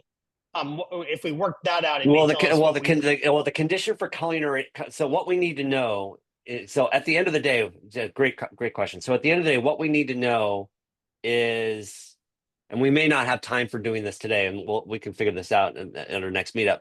But what we need to know is the outline order. We need to calculate the outline order that these topics are showing up in. Right. So predecessor needs to be a set. The predecessor is a set and dependent is a set. But more importantly, the next thing we need to do is we actually need to create a list. Actually, what I think we need to do is can you go back to topic B? So what we need to check is we look up the lecture that it goes to and see if the predecessor is in the topics covered or the topics for that lecture.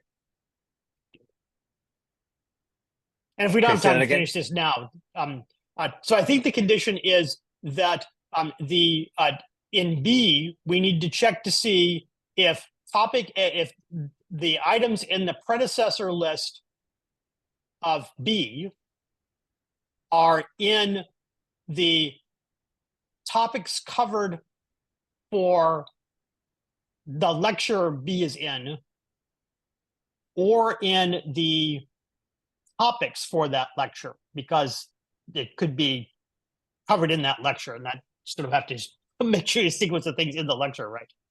I got it, guys. So what you're saying, so topics covered. Okay, so we've got topics covered is B. Right.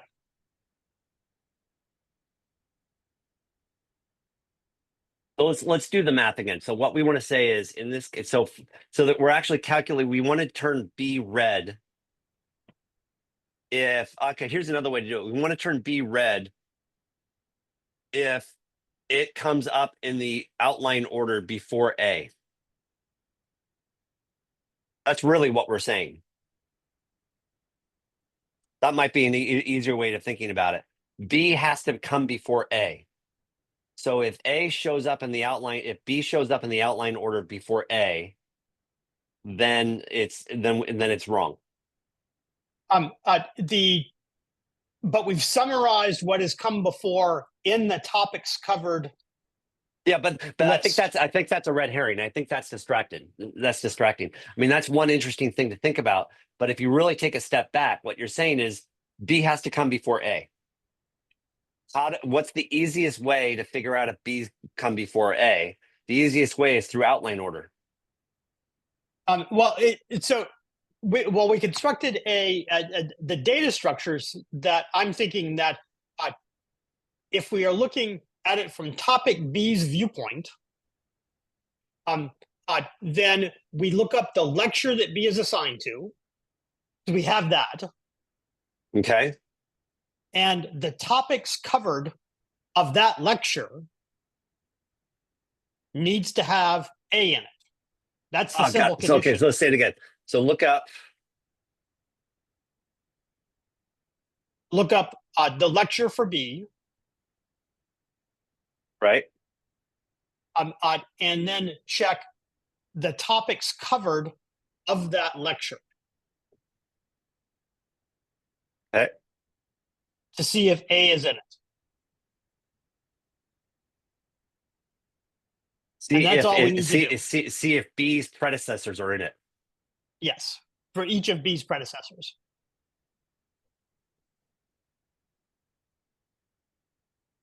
Okay, that's good. All right. I can't spell for that. All right, so let's play with that. So let's test that with a stamp as opposed to rules. And we'll say check.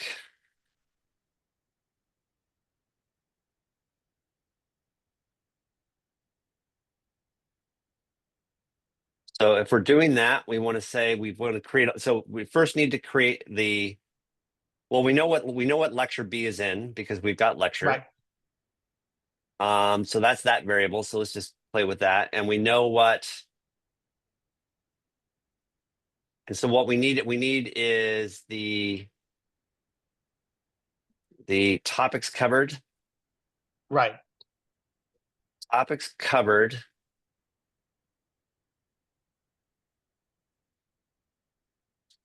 In lecture.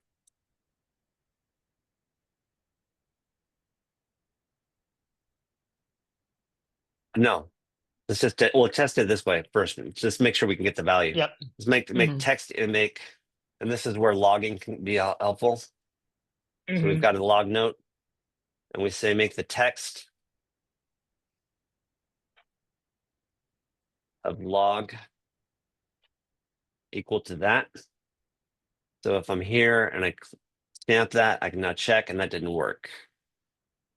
So let's see. Text of log equals topics covered of. I guess you can't do that. Let's see.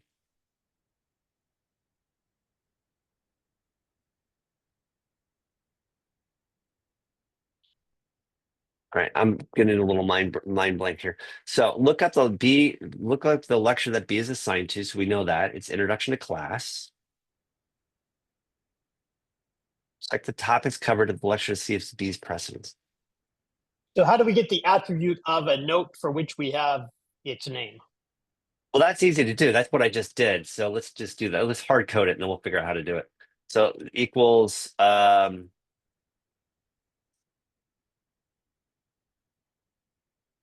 we want to. So what we want to be getting is the topics covered for introduction to operating system. Is what we're saying, right? Right. Mm-hmm. So the way to do that would be topics covered for that note. Right. And by the way, this is why I actually prefer using ID numbers, but we can do that later. So if we do that, so we get topic B. So that's how you get the topics covered for that. So now we know, and we can make that and just do that into a variable. We're going to know that. Let's hard code this stuff right now. Variable equals set. Actually, all right. So we've got topics. So we now know that we've got, and what's the other value we need? Click the slide 2. So now and so what we did to understand our logic, we want to know if topic A equals the Right. result of this. So if we assume that there's just one predecessor and we can add the multiple ones later, so we want to know Yeah. if predecessor is in the result of topics covered. Right. Right. So let's say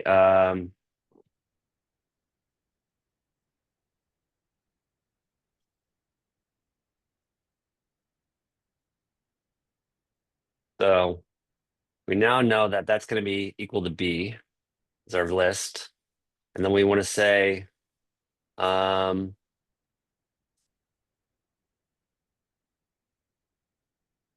if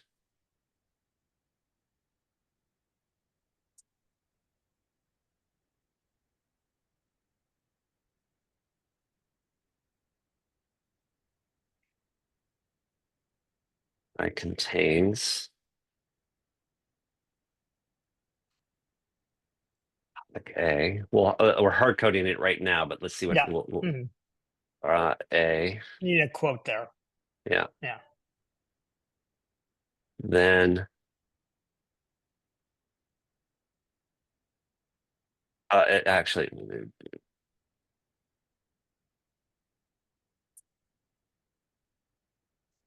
nothing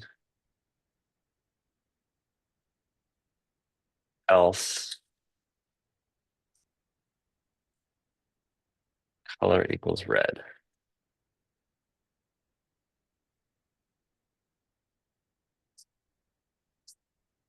So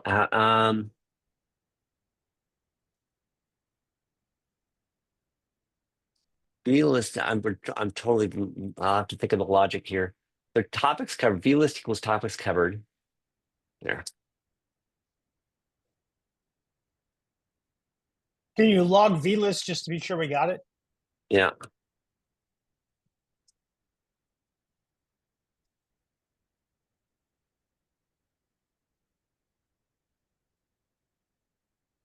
And then what you often do when you're doing this is you want to, whoops.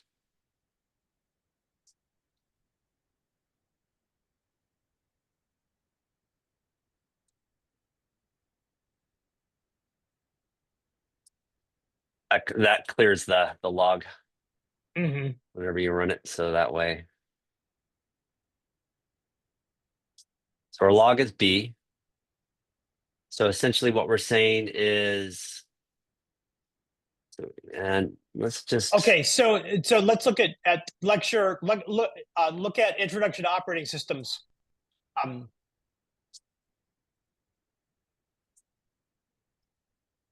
So so we don't have the test case set up right here. Okay. Because change the well, I mean, it doesn't matter. What can do this, right? And let's say just A. Let's say A is not even in the class yet. Well, actually, no. So okay, yeah. Right. So if we do that, then we can get rid of A, right? So A is, let's say we don't even need to have B in the class, right? So A is not even. Right. So A doesn't have a lecture. We can clear out the links later. There's a whole other code that I've developed for clearing out links. Right. So A's come on. Okay, so did we run the code? Did we run the code on Yeah, on B why does A again? keep getting? I don't know why Okay. A keeps getting Yep. populated because that link's there. There we go. All right, so A is not even in the class at all, so that's good. Yep. And if we apply it to B, B is not red. So how do you do? Oh, I think what we can do this. Yeah, we're getting close. Because I think our logic, so look up lecture B is assigned 2. And because we know that these are all the topics that have been covered thus far in the Right. class. Yep. If so in other words, if A is not in this list, B should be read, Hmm. is what we're saying. Right. So how do you look up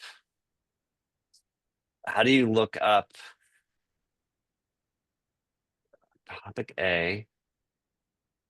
So we logged vlist. It does not have topic A in it. So when we get Maybe let's do- vlist as string dot I contains topic A,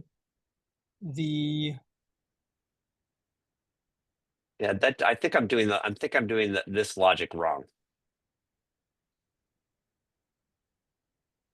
so what you need is if the vlist as string does not contain A, then set the color. Yeah. Let's just say A for make it easy. How do you do it does not contains? I can't remember that.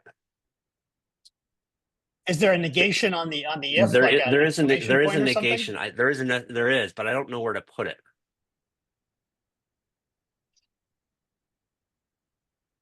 Let's look at A2B ref. You could also put an empty or nil statement in the true branch and then just have the else. Say it again. So instead of where you've got color equals red, Mhm. else blank, put the color in the else and just have an empty thing for the true part.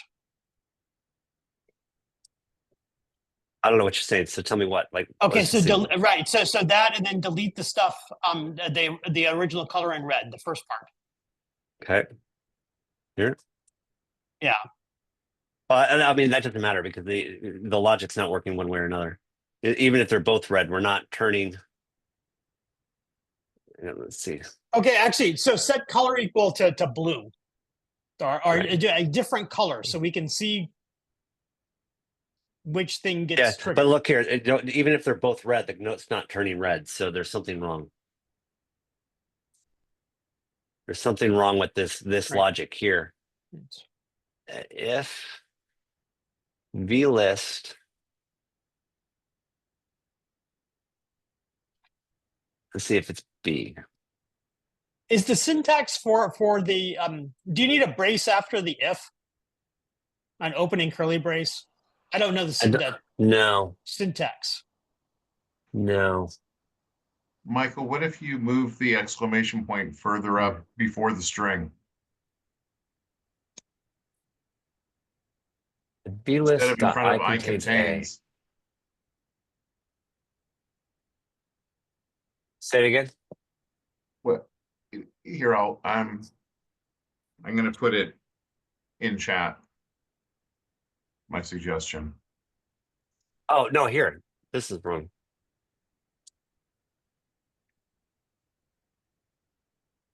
That's wrong. There we go.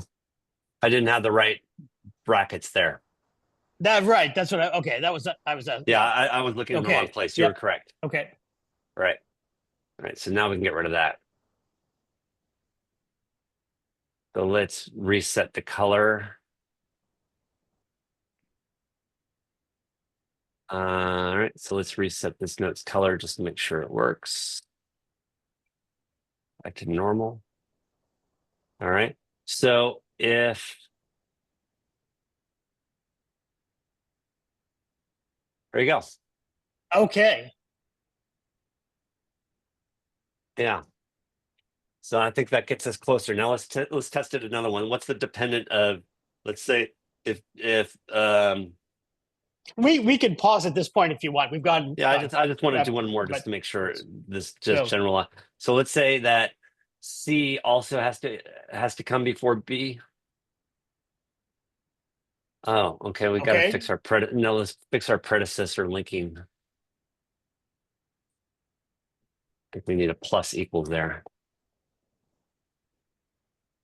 And see, this is an example of why I don't like using this method of populating attribute values. because as I understand it, the link on action is a one-time occurrence. So when you manually make that link, that triggers this one-time on action. But if you're doing dynamic linking like we were doing here, you'll want rules or edicts running in the background. So but the dynamic linking part is the drag and drop. So if I'm typing the topics, then it's fine. Right. So if you're doing this, like if you're using the code that I was doing before, where you're Yep. selecting from this and it's automatically looking at the action code, interrogating the links, and then doing it, that works. Mhm. When you're using the drag and drop function, like Mr. Anderson pointed out, this trigger here, this predecessor linking strategy that way, it's a one-time Mhm. trigger. And so Okay. if you then later go change it, Mhm. Tinderbox is not going to update it for you. Right. Okay. Okay. But I think that, so I think we can pause here for now, but I think this gets us a lot longer than we were an hour and a half ago. Yeah. Michael, Thank will you. you be able to make this file available? Yeah, it's going to be one of the public meetups. So that's going to go up in about an hour, a couple hours. Or Thank you. This was if really not, useful. or possibly by tomorrow morning. And so just so people listening to this thing, there's several things that we haven't covered. When you're doing linking like this, and I can do another class on this someday, but I've developed strategies for automatically unlinking. So like, let's say at some point you decide, I don't want this to be introduction to class, and you remove that. Well, once you've removed that link is still, that link is still going to be there. So if you have any other code that's dependent on, inbound, outbound link interrogation, what you really want to have happen is to have this note that be deleted. Mhm. Right. And so and I've got, we're out of time to do this now, but I've got code for it to do it. It took me a while to figure it out. But basically what you do is you say, look at, here's the logic. Look at my outbound links. And if the link name does not meet the name in the lecture or in my lecture attribute, then delete the link. Mhm. So you're Right. having Tinderbox constantly check whether or not that link should still exist or not. But that's something we can do in a future class. So Wynn, let's get you a little closer. Yeah, I think so. Thanks a lot. I really appreciate it. I hope this was a good use of the meetup time. Yeah, I agree. That was fun. All right, everybody. Happy holidays, and we'll see you next weekend. Take care, everyone. Thanks a lot, Michael. Bye. Thanks, everyone.